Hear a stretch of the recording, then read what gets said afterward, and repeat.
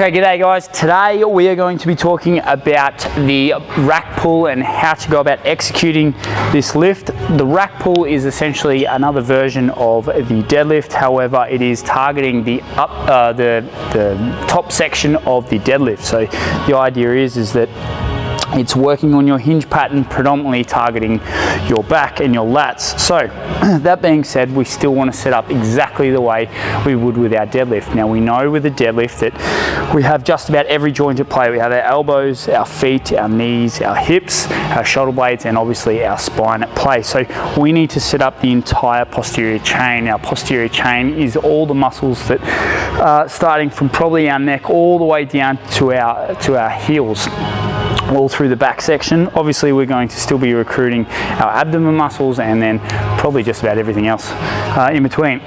So how to set this up? Well, first of all, we want the bar to be starting just below our kneecaps so that we are simulating the up portion or the upper portion of the deadlift. That being said, we still want to set up the same way. So when we come in, we're going to create 3 points of contact through the ground with our feet. Our 3 points of contact are 1, 2, and 3, or the bones that you can feel when you're up on your tippy toes in line with your big toe and your pinky toe. And if you rock back on your heels, it is the point in which that you feel your heel and you balance up on your heel like so. So creating our 3 points of contact, we're going to screw our feet in, transfer the weight to the outsides of the foot. So essentially what you're looking for is the point 2, which is your pinky toe. This point here, you will feel your weight transfer all the way down to point 3. So we're going to screw our feet out. When we screw our feet out, you will see that your knees want to flare out. So when we go like this, you can see my knees are tracking out towards opposite sides of the room. From here, what we are trying to do is screwing our feet in. When we do this, our knees go out and we can feel our hips start to secure on. So this is our glute medius at play. We know that glute medius does external rotation, and it also helps with obviously hip thrusts and, well, extension of the leg. Okay. So when we're in this position, we want the bar to start right up on our shins. We're going to screw those feet in, create 1, 2, and 3 points of contact. Knees are going out and we can feel our glutes come on. From this position, we're going to lock our back down. So how do we do that? Well, we need to stabilize our scapula. That is priority number 1 by pulling our scapula back and down through our lats. We know our lats insert down here. No, they don't. They originate up there and they insert, can't be right, midline. So anyway, they start down here and they end up on our biceps. So when we screw our feet in, we want to pull these shoulder blades back and down. You can see how straight my back is from here. Now, notice how tall my shins are. And the reason they are that tall is because we're working the hip hinge pattern. Again, with a traditional deadlift, so we're going to allow our knees to shoot forward and we're going to come up and use our quad drive. But this is targeting the upper portion of the back. Therefore, we're going to go into much more traditional Romanian deadlift type of position where we have a nice tall shin and we're nice and above the bar, or we're over the top of the bar rather than being probably seated a little bit back. So again, nice tall shins, screw your feet in, knees go out, hips on. Shoulder blades back and down, and we're going to roll our elbows to face away from ourselves. So we're going to have the inside of our elbows facing away. We're going to create external rotation through the arms. So again, and this will help when we externally rotate like so, it'll help engage our lats because that is also what our lats can do.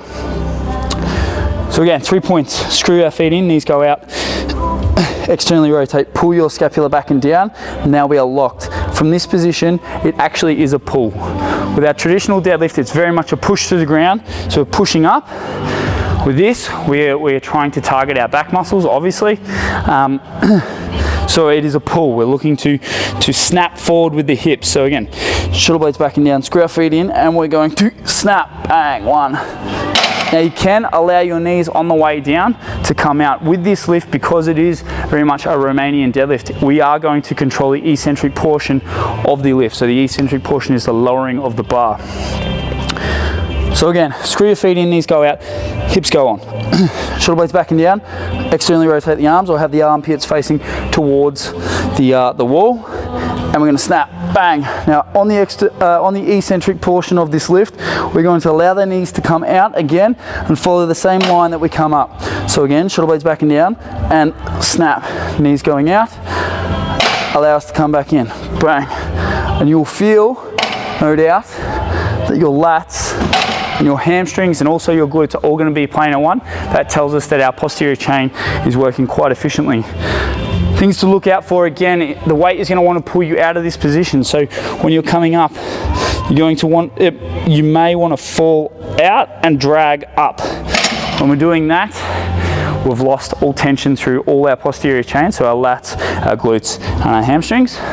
Therefore, the lift is made redundant and efficient. So again, we want to make sure that we screw our feet in, knees go out, hips on, shoulder blades back and down, armpits face or elbows facing the wall and snapping up. On the eccentric portion, lower the lift, lower the bar by allowing your knees out. And this team is how you want to do a rack pull. With that all being said, when would I use a rack pull? I'd use a rack pull as a progressive overload technique for the upper portion of the back, although 9 times out of 10 you don't find people not being able to lock out, you find people not being able to pull off the ground. So I'd probably work, if you can't pick the bar off the ground, I'd probably work on things like your leg press for leg drive, and also maybe deficit, not deficient, deadlift, so up on a higher platform. That being said, it's a good little progressive overloader because you should be able to lift more weight than your actual deadlift because you're not in such a vulnerable position here. You're starting a little higher. Outside of that, that's probably the only time I'd ever use it. So I find this exercise to be quite pointless. But anyway, that is how you do a rack pull.